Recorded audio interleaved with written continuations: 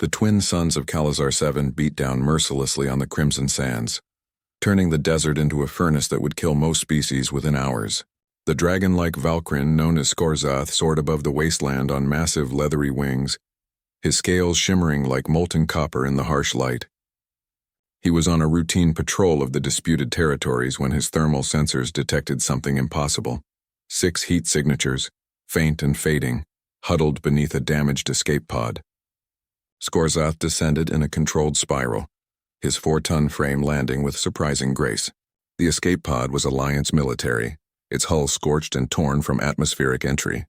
Around it, scattered like broken toys, lay 6 figures in tattered combat armor. Humans. By the flame, Skorzath muttered, his translator converting his growling speech into standard. He had heard of humans, the newest species to join the Galactic Alliance, but had never encountered them personally. They were supposed to be fragile, weak, unsuited for serious combat roles. Yet here they were, abandoned in a desert that would kill a fully equipped Valkyrin warrior in 2 days. One of the humans stirred. A female, her dark hair matted with sand and blood, cracked open her eyes. "Great," she croaked through cracked lips. "Now I'm hallucinating dragons." "I assure you, Corporal Akeem," Skorzath said, reading her rank insignia, "I am quite real." "What happened here?"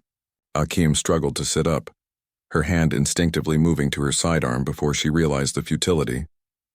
"Our transport was hit. Captain evacuated us in this pod when the ship went down. Told us reinforcements would come." She laughed bitterly. "That was 3 days ago." 3 days. Skorzath's secondary eyelids blinked in astonishment. 3 days without water in this heat should have killed them twice over. A male human nearby groaned and rolled over. "Akeem, who are you talking to?"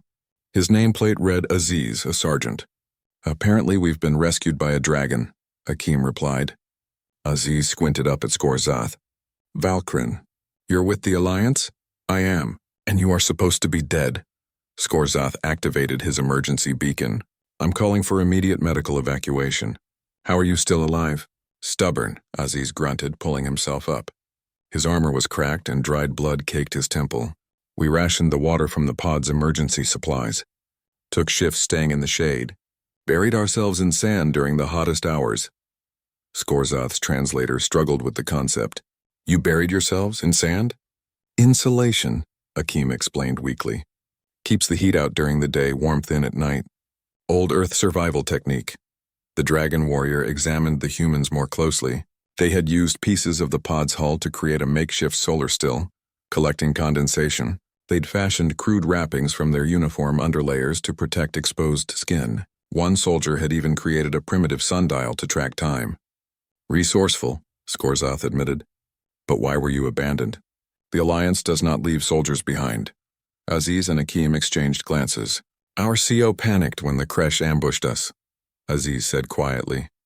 "Humans are considered expendable. We're the newest Alliance members. Weak, fragile, not worth a rescue mission in hostile territory." Skorzath's chest rumbled with anger, smoke wisping from his nostrils. "Unacceptable. You are Alliance soldiers."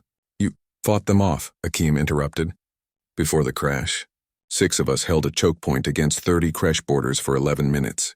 Bought time for the non-combat crew to escape." She smiled grimly. "We might be fragile, but we're not weak." The sound of approaching engines interrupted them. A Valkyrin medical transport descended along with 2 escort fighters. As medics rushed to tend to the humans, the transport captain, a scarred Valkyrin named Kreshtar, landed beside Skorzath. "6 humans alive after 3 days in the Kalazar desert?" Kreshtar rumbled in disbelief. "Impossible." "Apparently not," Skorzath replied, watching as medics carefully loaded the humans onto stretchers. They adapted, survived through ingenuity and determination. As they lifted Akeem onto a medical pod, she grabbed Skorzath's clawed hand. "Thank you," she whispered, "for not leaving us." "I would never abandon warriors with such spirit," Skorzath replied. "Tell me, what will you do when you recover?" Akeem's eyes hardened with determination despite her exhaustion. "File a formal complaint against our CO. Request transfer to a unit that values soldiers regardless of species." She glanced at Aziz, who nodded weakly from his own stretcher. "Then get back out there and show the galaxy what humans can do." Skorzoth felt his flamesack warm with respect. When you do, request assignment to the Valkyrin Expeditionary Corps. We value courage and resourcefulness above all else. I will sponsor your application personally. As the transport lifted off, Skorzoth stood in the crimson sand, watching it disappear into the sky. He had come expecting to find corpses. Instead, he had found something the galaxy had not seen in centuries, a species that refused to accept death, that adapted and overcame through sheer determination.